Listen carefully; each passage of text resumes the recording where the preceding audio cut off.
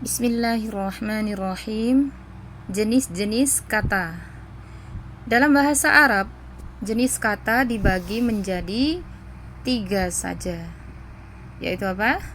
Isim atau tulisannya dalam tulisan Arabnya itu alismu, al-ismu, dibaca alismu atau ismun. Seperti pada lafaz bismillah itu ya, bi dengan ismi nama, nah itu ismun. Kemudian fi'il atau fi'lun dalam bahasa Arabnya. Fi'il itu kalau kita menyebutnya ya, biasanya kan kalau ngomong tuh pakai wakof gitu ya, jadi kita menyebutnya ism atau isim ya, familiarnya isim. Kemudian fi'il atau fi'il, familiarnya. Kemudian harf atau familiarnya huruf. Sebenarnya huruf itu jamak ya, atau huruf jamaknya ahruf sih ya. Kalau huruf itu harusnya bacanya harf, bukan huruf. Tapi ini sudah istilah familiarnya, jadi memang pakainya huruf. Kemudian kalau isim itu apa? Nah, ini arti dari isim adalah kata yang menunjukkan makna tanpa terikat oleh waktu. Jadi kalau kata tersebut ada waktunya, misalnya kalau kita ke fi'il dulu ya, kita bandingkan dulu supaya lebih paham. Fi'il adalah kata yang menunjukkan suatu pekerjaan atau peristiwa yang terjadi pada waktu tertentu. Nah, ini perbedaannya isim dan fi'il. Kalau isim itu nggak melulu kata benda secara bahasa Indonesia, karena bahasa Indonesia kalau kita ngomong kata benda itu adalah yang berwujud, sedangkan isim dalam bahasa Arab itu ada yang tidak berwujud. Contoh peristiwa itu kan wujudnya bagaimana? Atau ujian dalam makna bukan benda kertas ujiannya, bukan, tapi ujiannya gini, peristiwa memakan, peristiwa meminum, itu juga bisa menjadi isim. Jadi ini kan ada peristiwa juga nih, pekerjaan atau peristiwa ini juga bisa menjadi isim. Nah, yang membedakan antara isim dan fi'il itu bukan di sininya. Kalau isim itu kata benda, fi'il itu kata kerja atau pekerjaan atau peristiwa. Bukan di situ perbedaannya, karena isim itu juga kadang bermakna pekerjaan atau peristiwa. Nah, perbedaannya adalah di sini, ini salah satunya. Kalau isim itu tidak terikat oleh waktu, sedangkan fi'il itu terikat oleh waktu. Contohnya bagaimana? Ya, contohnya kalau isim kemarin di ayat berapa itu ya? Lupa. Ittakhadtum dengan ittikhad ifta'ala yafta'ilu ifti'alan ittikhadikum ittakhadtum dengan ittikhadikum, atau yang lebih mudah ya,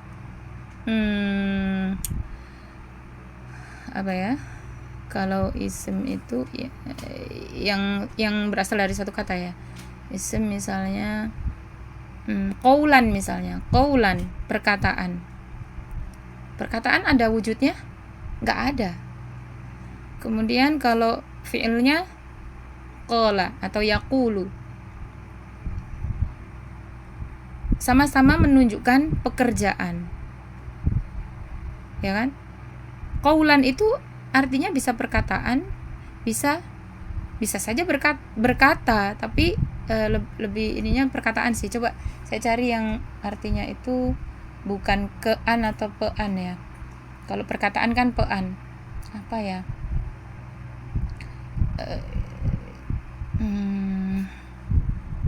Saya pause dulu, coba saya cari ya, pakai ini aja lah yang sudah ada.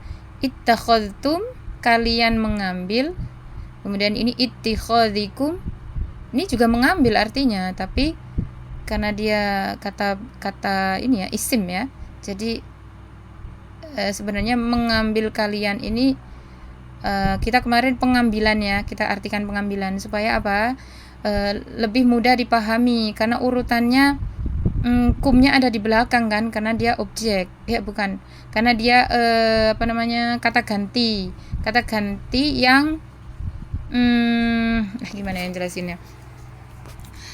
Kalau dalam istilah Arabnya itu dhamir muttasil ya. Jadi ini artinya pengambilan kalian. Tapi maknanya ya kalian mengambil sama dengan ini. Bedanya ini isim, ini fi'il, itu aja. Jadi artinya sama, pekerjaan, sama-sama pekerjaan. Nah, yang membedakan ittakhadtum itu ada waktunya. Kapan? Yaitu masa lampau. Sedangkan ini tidak ada waktunya. Ini kapan ini waktunya? Enggak ada. Ya kan? Enggak ada masa lampau sekarang atau yang akan datang. Ya, itu perbedaannya isim dan fi'il.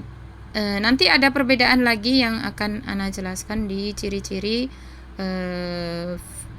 fi'il dan isim ya nanti ya. Nah, ini salah satu cirinya untuk membedakan fi'il dan isim. Kita kembali ke materinya. Nah, kemudian kita lanjutkan di sini ciri-cirinya. Nah, ini ciri-cirinya apa saja? Ini tidak semuanya saya sebutkan ciri-cirinya karena banyak sekali ciri-cirinya. Kenapa kok tidak saya sebutkan semuanya? Karena ada beberapa ciri yang jika Ana sampaikan, Antuna harus belajar dulu yang namanya jenis-jenis huruf, macam-macam huruf, kemudian macam-macam isim, macam-macam fi'il. Jadi karena Antuna belum sampai bab itu, maka Ana sesuaikan ciri-ciri yang Ana sampaikan hanya beberapa yang memang belum menjangkau di level itu. Pertama, menunjukkan nama orang. Jadi semua nama orang itu isim ya. Kemudian nama benda juga isim. Nama benda semuanya. Termasuk Allah ya. Allah bukan manusia, bukan makhluk, tapi tetap masuk ke isim. Kalamullah juga isim, Al-Qur'an itu isim. Kemudian hewan, nama hewan atau nama binatang isim ya, nama tumbuhan isim. Nama pokoknya ya, nama. Kemudian benda ya sudah tadi, tempat, nama tempat. Kemudian waktu juga isim. Alat juga ya, nama alat itu nama benda ya, sama ya, ini sudah diwakili di sini ya. Kemudian sifat juga isim. Kemudian ini apa nih? Dapat menerima tanda-tanda tertentu. Nah, ini yang ciri ini yang Ana tidak jabarkan karena belum levelnya. Jadi Antuna pelajari saja yang atas ini ya, yang bawah tidak perlu. Nanti kalau Antuna sudah paham nahwu shorof nanti ya, insya Allah tahu sendiri nanti ciri-cirinya seperti apa. Kemudian kita ke, Masya Allah, tinggal 2% baterai. Kita ke fi'il. Nah, tadi sudah ya, pekerjaan atau peristiwa yang terjadi pada waktu tertentu. Cirinya apa? Yaitu selalu berkaitan dengan waktu, lampau, sekarang, atau perintah. Kemudian ciri yang kedua, ini ciri pertama ini yang membedakan dengan isim ya. Kemudian ciri yang kedua juga ini mirip dengan isim yang kedua ini, ciri keduanya, yaitu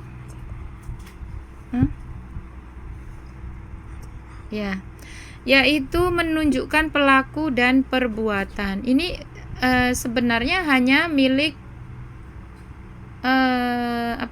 milik fi'il. Kalau ada pelakunya itu pasti fi'il, bukan isim.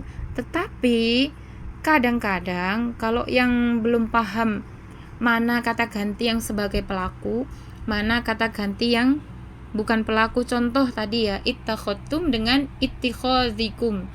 Kalau ittakhadtum,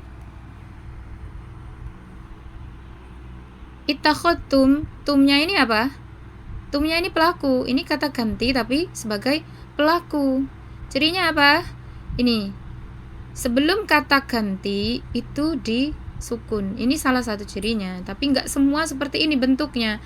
Jadi memang antum harus antuna setelah menguasai sorof baru tahu, bisa membedakan mana kata ganti yang dia sebagai pelaku, mana yang dia sebagai bukan pelaku, gandengan gitu. Gandengannya isim yang ini gandengannya ya, tapi bukan sebagai pelaku. Nah, ini nanti antuna akan bisa membedakan sendiri jika antuna sudah memahami ilmu sorof.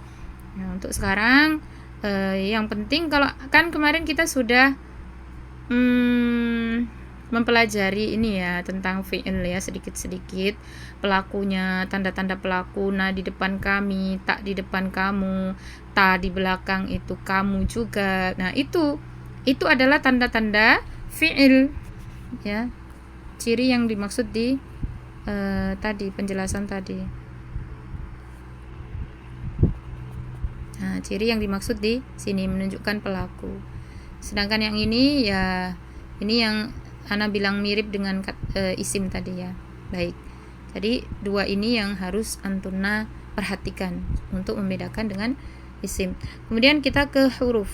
Ini penjelasan singkat ya. Nanti kalau ada pertanyaan bisa ditanyakan Japri atau ke grup. Kemudian huruf. Huruf itu ada dua macam. Huruf mabani dan huruf, nah ini enggak Ana tulis ya. Huruf mabani dan huruf ma'ani. Ana tulis dulu. Ada yang mabani. Ini ya-nya bertasydid. Mabaniyun dibaca mabani. Ada yang ma'ani pakai ain, ma'ani. Kenapa Ana pakai Latin? Karena pakai Arab ribet di sini.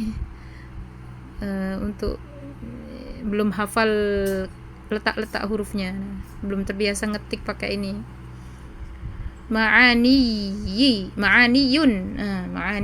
sama ya, mabani dan ma'ani. Mabani itu yang bagaimana? Mabani itu adalah huruf yang menyusun kata. Menyusun kata, sebuah kata. Menyusun sebuah kata. Sedangkan ma'ani itu adalah huruf yang memiliki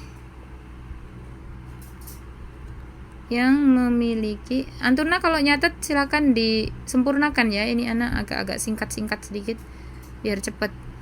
Yang memiliki makna tertentu jika disambung dengan kata, disambung dengan isim atau fi'il.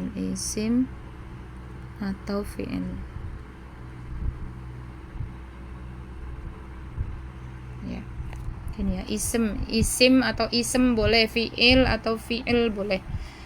Nah, silakan. Semuanya benar ya. Mabani adalah yang menyusun. Mana ini kursor? Mabani yang menyusun sebuah kata. Contohnya adalah alif, ba, ta, sa, jim dan seterusnya sampai ya itu ya. Itu adalah huruf mabani yang menyusun sebuah kata. Alif disambung dengan ba. Alif digabung disusun dengan ba, disambung menjadi apa? Alif ba. Misalnya diberi harokat fathah dan dhammatain menjadi abun. Apa artinya abun? Ayah, begitu ya. Nah, jadi menyusun sebuah kata yang kata tersebut memiliki makna ataupun tidak. Bisa saja nggak ada maknanya juga bisa ya. Kalau ma'ani, nah, yang huruf ma'ani itu yang memiliki makna tertentu. Tapi makna ini hanya bisa dipahami jika dia disambung dengan isim atau fi'il. Kalau dia sendirian nggak bisa. Misalnya la artinya memang tidak, tapi tidak bisa kita pahami. Kenapa? Tidak apa maksudnya gitu kan? Atau dan apa? Jadi dia itu nggak bisa dipahami jika berdiri sendiri.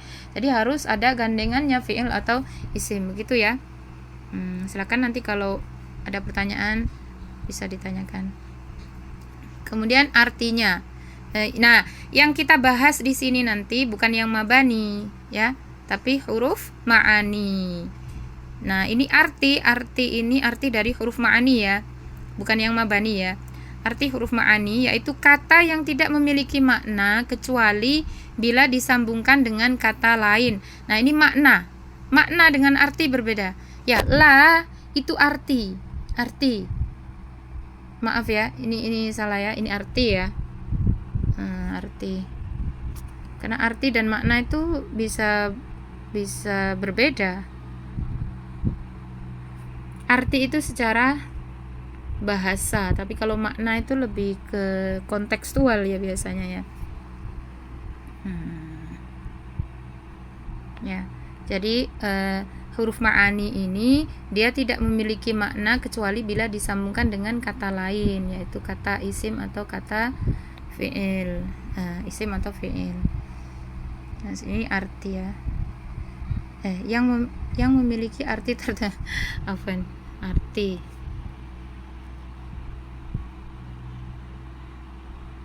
Ya, yang memiliki arti tertentu sama ya. Benar, berarti tadi makna juga boleh. Karena ini ana nulisnya jika disambung dengan isim atau fi'il. Jadi kalau dia bersendirian dia nggak punya makna. Ya, contoh la tidak punya makna. Kemudian ciri-ciri huruf. Nah, ciri-ciri huruf ini yang paling mudah, tapi ya sulit. Mudah tapi sulit. Kenapa? Karena dia tidak punya ciri-ciri, yaitu cirinya. Ya. Dia tidak bisa berdiri sendiri atau dipahami maknanya tanpa kalimat lain. Nah, ini antuna harus tahu artinya berarti ya, untuk memahami ciri yang ini. Kemudian fungsinya untuk menyambung atau menghubungkan kata-kata lain dalam kalimat. Ini bisa dipahami ya. Kemudian tanda-tanda, kita ke tanda-tanda. Tanda-tanda isim. Pertama, harokat kasroh di akhir kata. Contoh, marortu bil masjidi. Ini bukan contoh dari Al-Qur'an ini. Ini ana ambil, memang ana kalau yang ini ana ambil dari Google, tapi ana ringkas, ana ambil poin-poinnya karena menyingkat waktu ngetiknya itu ya. Harokat kasroh di akhir kata. Marartu bil masjidi. Akhir kata itu maksudnya ini dal, huruf dal. Jadi satu kata kita lihat huruf terakhirnya apa, nah itu harokatnya kasroh, maka dia isim ya, tanda-tanda isim yang pertama. Tapi ini tidak selalu, ini biasanya ya, karena ada beberapa fi'il yang huruf terakhirnya adalah kasroh, itu ada. Jadi untuk mengidentifikasi dia isim atau fi'il atau huruf, itu antuna harus menggabungkan ya. Antuna harus menggabungkan beberapa ciri dan tanda-tandanya. Jadi kadang-kadang nggak cukup hanya satu yang kita pakai. Kemudian ciri yang tanda yang kedua yaitu tanwin di akhir kata. Jadi kalau yang pertama itu harokat kasroh di akhir kata, yang kedua adalah tanwin sama ya di akhir kata. Contohnya marartu bi masjid bi Muhammadin, din ya, atau mu'minatin, tanwin. Karena kalau ini pasti isim, pasti isim karena fi'il tidak punya tanwin, tidak bertanwin, tidak menerima tanwin kalau fi'il. Kecuali nanti ada di beberapa ini karena ada ininya ya, ada historinya ya. Tapi secara bahasa, kalau antuna tidak belajar Al-Quran, kalau kita nggak mengkaji Al-Quran murni, misalnya kita dalam percakapan sehari-hari, maka ini pasti isim. Ini pasti tanda isim. Kalau kita di Al-Qur'an ini ada beberapa yang memang melenceng dari kaidah bahasa. Bukan berarti salah, bukan. Allah ada makna tertentu ya, ada maksud dan tujuan tertentu yang kita mungkin ilmunya belum nyampe ke sana. Kemudian ciri yang ketiga yaitu masuknya alif lam. Contoh darsun dimasuki oleh alif lam menjadi ad-darsu. Nah, di sini tanwin dan alif lam ini bagaikan minyak dan air. Tidak bisa menyatu dalam satu kata, harus salah satunya. Kalau ada alif lam, maka isim tersebut tidak boleh diberi tanwin. Ini tanwinnya hilang ya. Ad-darsu. Darsun menjadi ad-darsu. Kalau dia memakai tanwin, maka dia tidak boleh dimasuki alif lam. Gitu. Nah, ini ada syarahnya, penjelasan sedikit. Nah, ini juga ana singkat. Ini sebenarnya penjelasannya banyak. Ana singkat. Ya, kata yang tersusun dari 2 huruf atau lebih, maka ia dibaca dengan apa ia dinamakan, bukan dengan nama hurufnya. Maksudnya apa? Alif lam ini kan tersusun dari alif dan lam. Biasanya kita menamai alif lam qamariyah atau alif lam syamsiyah itu kalau dari segi tajwid ya kan, atau alif lam ta'rif. Alif lam ta'rif itu dari segi nahwu sorofnya.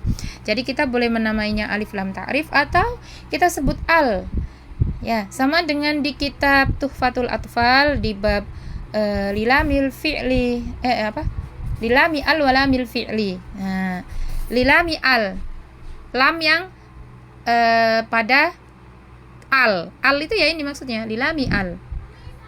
Untuk lam yang nanti pakai sabun padat dulu. Jadi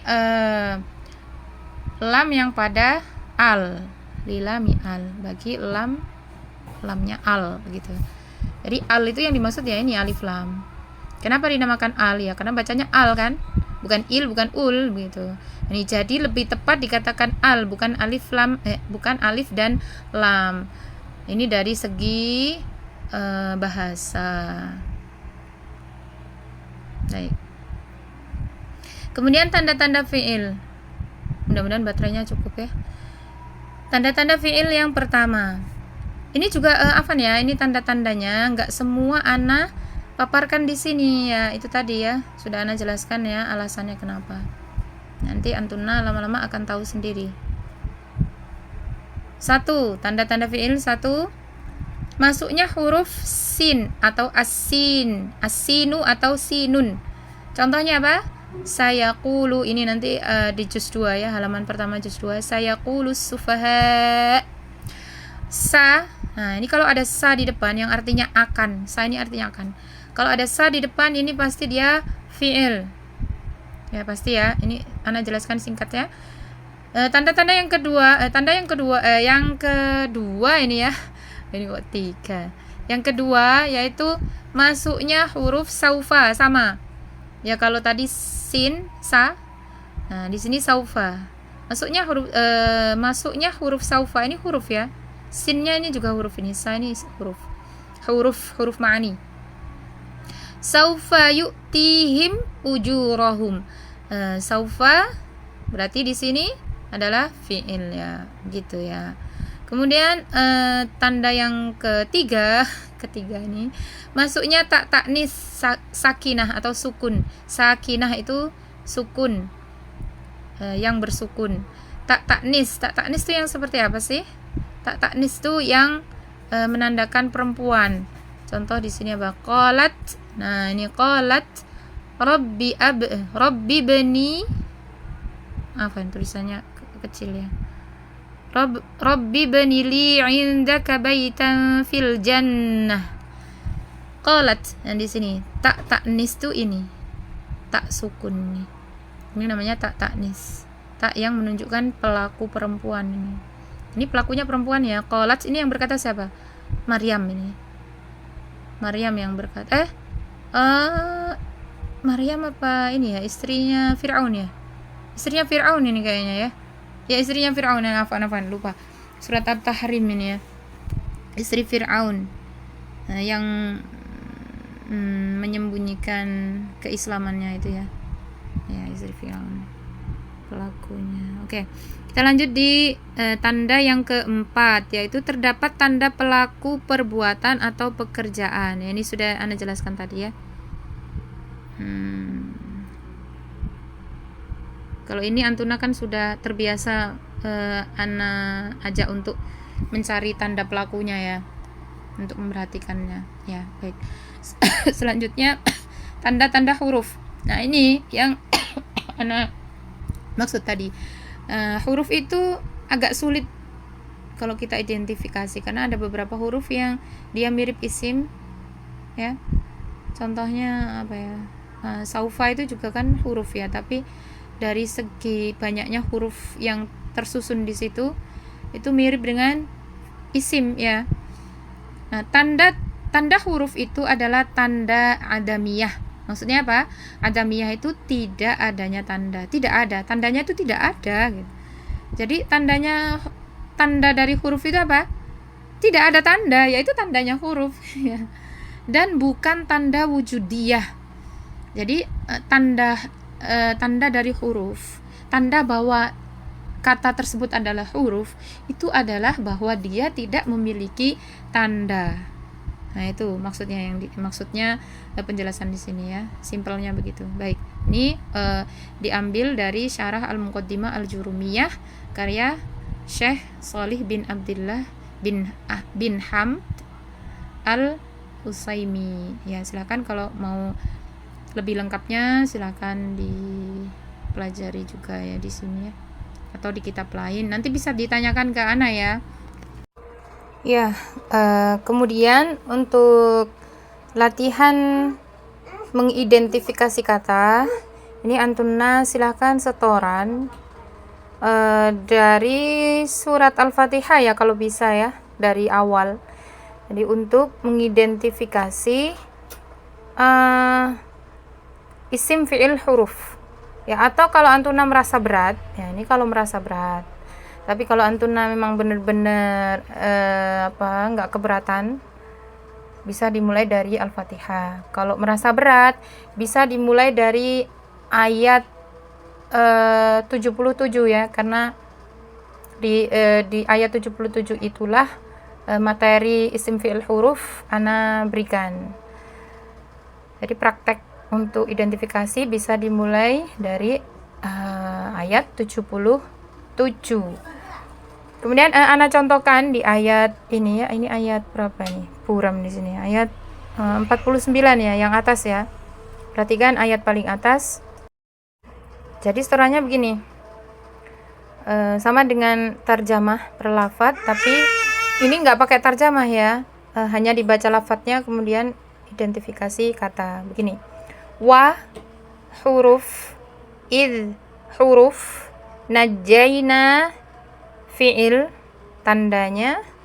Kalau Antuna mau menyebut tandanya boleh, tanpa menyebut juga boleh. Tapi kalau Antuna salah mengidentifikasi, nanti selain Ana koreksi, Ana akan tanyakan tandanya. Nanti Antuna jawab lewat voice note. Misalnya najaina ini fi'il ya, tapi Antuna katakan isim.